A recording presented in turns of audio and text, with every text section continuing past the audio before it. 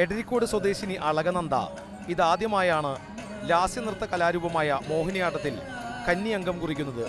മോഹിനിയാട്ടത്തിന് പുറമെ group song, ശാസ്ത്രീയ സംഗീതം എന്നിവയിലും അളകനന്ദ മത്സരിക്കുന്നുണ്ട്. 5ാം ക്ലാസ് മുതൽ അച്ഛൻ പ്രവീൺ ബാബുവിൻ്റെ ശിക്ഷണത്തിലാണ് അളകനന്ദ. കലാകാര കുടുംബമായ അളകനന്ദയുടെ ചേച്ചി മീനാക്ഷിയും സംസ്ഥാന കലോത്സവ വേദിയിലെ നിറ സാന്നിധ്യമായിരുന്നു. മലപ്പുറം, പാലക്കാട് ജില്ലകളിലായി നൂറുകണക്കിന് ശിഷ്യഗണങ്ങളുള്ള പ്രവീൺ ബാബുവിനെ മകളെ സംസ്ഥാന സ്കൂൾ കലോത്സവത്തിൽ പങ്കെടുപ്പിക്കാനായതിൽ ഏറെ സന്തോഷമുണ്ടെന്ന് പറയുന്നു. 64ാമത് സംസ്ഥാന കലോത്സവത്തിൽ തൃശ്ശൂർ വെച്ച് നടക്കുന്ന ഈ കലോത്സവത്തിൽ പങ്കെടുപ്പിക്കാൻ എൻ്റെ മകളെ എനിക്ക് സാധിച്ചു. വളരെയധികം സന്തോഷമുണ്ട്.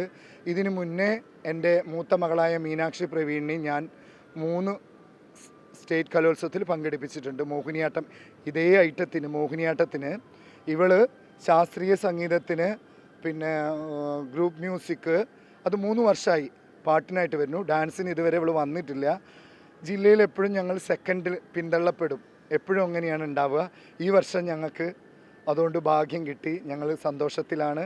എൻ്റെ മകളും ഞാനും വളരെ സന്തോഷത്തിലാണ്. മത്സരഫലം വന്ന ഗ്രൂപ്പ് സോങ്ങിന് എ ഗ്രേഡ് ലഭിച്ചുവെന്നും മോഹിനിയാട്ടത്തിലും വിജയപ്രതീക്ഷയുണ്ടെന്നും അച്ഛൻ്റെ ശിക്ഷണത്തിലാണ് നേട്ടങ്ങളെല്ലാം കൈവരിക്കാനായതെന്നും അളകനന്ദ പ്രവീണും പറഞ്ഞു.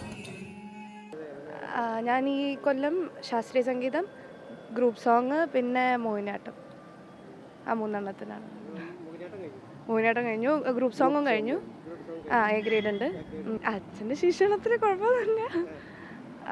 അങ്ങനെ പിന്നെ എനിക്കിത് ഈ ഐറ്റം ചെയ്തു തന്നത് അച്ഛൻ്റെ ടീച്ചറുടെ മോള് മണിച്ചേച്ചി, ആരാധിക രാജേഷ് പറഞ്ഞ ടീച്ചറാണ് ചെയ്തു തന്നത്.